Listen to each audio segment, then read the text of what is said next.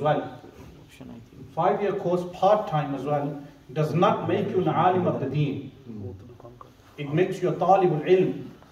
And I've been studying with ulama for well over 2 decades, or accompanying ulama, and I do not consider myself an alim or a mufti or anything of the sort. So what about someone who just studies 5 years and they do not have these mannerisms? Final question. It covers both the community and the Imam. Is it necessary for the Imam to be a social worker?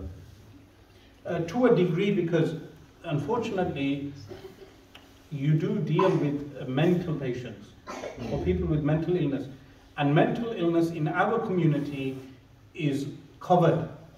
People do not take mental illness seriously enough, and in fact they become embarrassed if there is someone in their family who has mental illness. And many religious people have mental illnesses. That's why you have Khawarij types. Yes? They have mental illnesses. They will come to you as an Imam, they will say, oh, I said this statement, am I a kafir now? There was one case from 23 years ago where a particular person would walk around without ghusl, without bathing. He was in a state of janaba, major ritual impurity. When he was asked, why do you walk around like this? He said, I do not do ghusl because I am no longer Muslim. When he was asked, why are you no longer Muslim? He would say, because I uttered such and such statement and therefore I am a kafir. This became a mental illness until the person became so depressed, he became isolated at home, he suffered from mental depression, his family blamed religious people. And you would know that some of these religious people cannot even behave normal. Like they cannot have a normal conversation. Some religious groups are just about ikhtilaf. Just about what? Ikhtilaf. Nothing else. This is not good for people's mental health. Because ikhtilaf has its place. Disputes have their place. Time and place.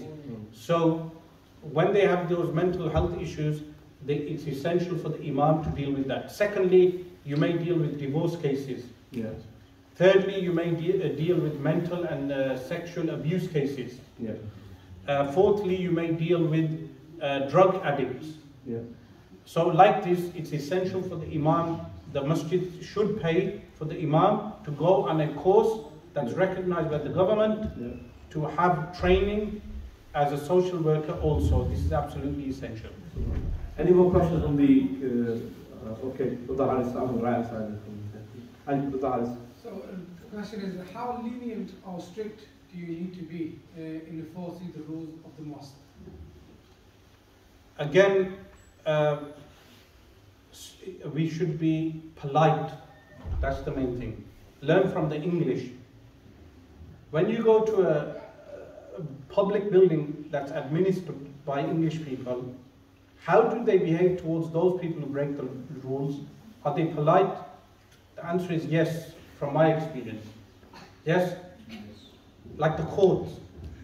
So we as Muslims, assertive but polite. Yes? Meaning we should be assertive but polite. That's very essential. Hi. Go ahead.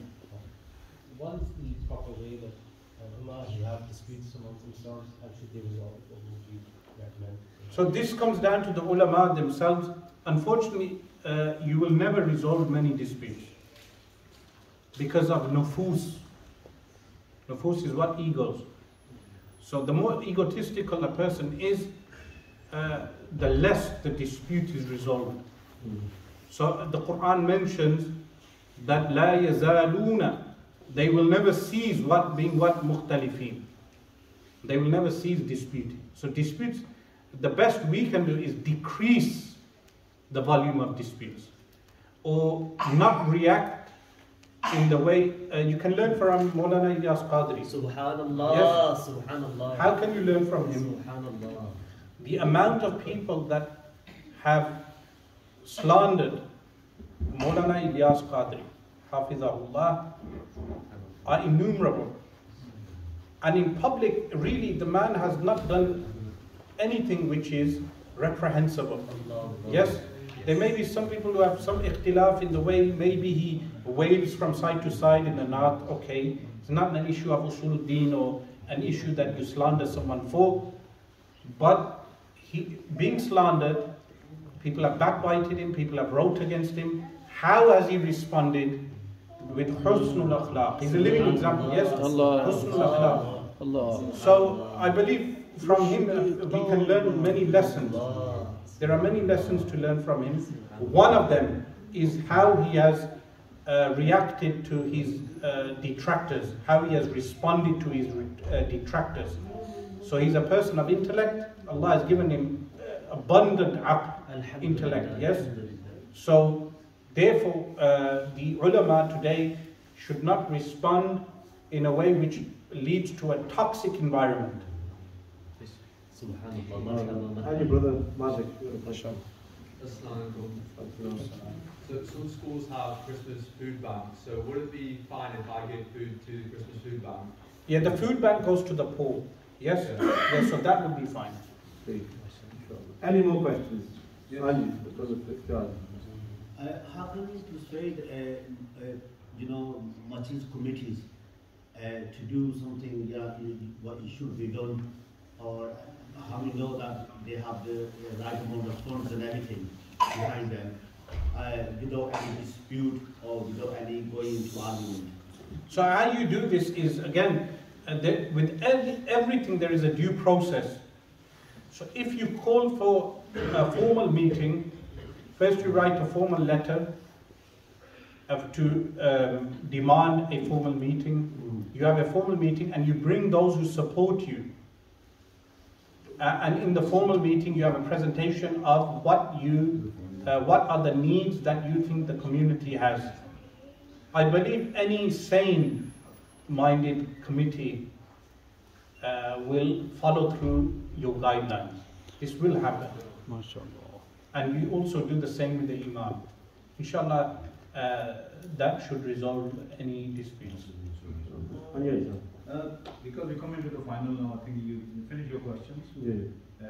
One thing is that everybody will come to this door, everybody got the habit of food. You take with you, then you Secondly, what is your advice to run this masjid? Because my hope and my wish is that this masjid should be a hope for a child, for a teenager, for a young man, for an elder person, for a lady, for a girl.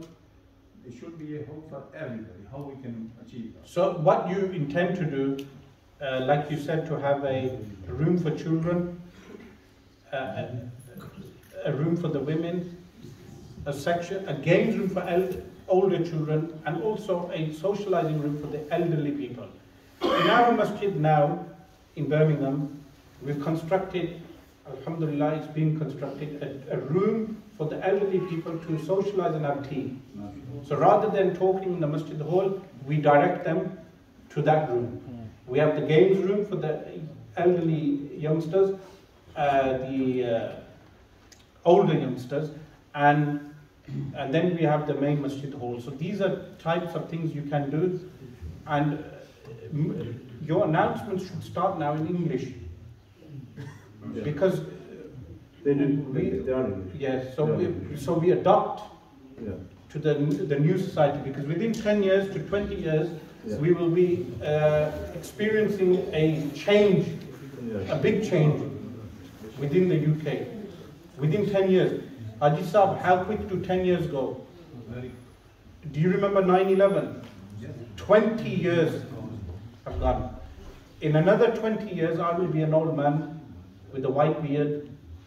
Well, I won't be that old, but the point being that a generational change will occur, to which we should be ready to adopt to that generational change, because Islam is a religion for all times and all places. Yes. So one very, very important question, I think everyone is affected by it, and I think Shaykh, you could deal with it, is very important. The issue of LGBTQ and children going to school, and they see it, and they're hearing it everywhere. how should the masajid respond? What should the duty be? How we respond is informing and educating. What should we inform and educate of? We should inform and educate regarding, for instance, the harms, the STDs associated with sexual malpractice, Yes. even heterosexual sex. The STDs. Yeah. So this is, because of the lack of time, Yeah.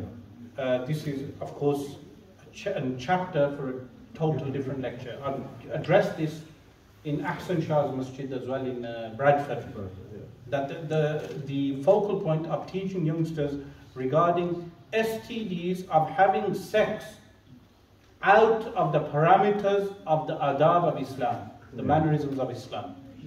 Should we conclude? Yeah, we conclude, inshallah. Inshallah, Shaykh will be coming again Manchester on the 31st of December, USD, Quba Masjid. Will be the coming of Isa alayhi salam topic, and then there's the Qiyamul Layl as well, where people, the youngsters can stay in the masjid. So you're all invited to attend. Inshallah, we will call Shaykh again on another topic. I think we might need to keep a part 2 of this topic as well. Inshallah. Salatu salam. Subhanallah, salam, inshallah. Mustafa जाने रहमत पे लाख